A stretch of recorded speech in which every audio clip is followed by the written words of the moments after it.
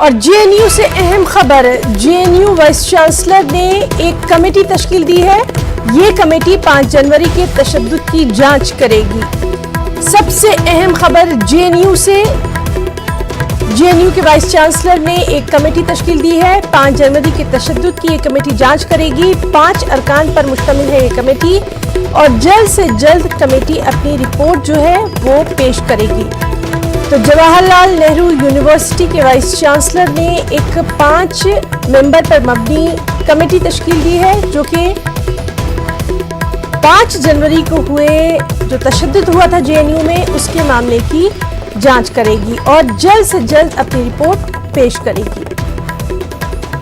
तो जेएनयू में लगातार मांग की जा रही थी कि जो तशद्दुद हुआ है 5 जनवरी को, उसके जांच की जाए और अब जेएनयू वीसी ने 5 अरकान पर मुश्तमिल कमेटी तश्कील दे दी है, जो कि 5 जनवरी के तशद्दुद की जांच करेगी और अपनी रिपोर्ट जल्द से जल्द पेश करेगी।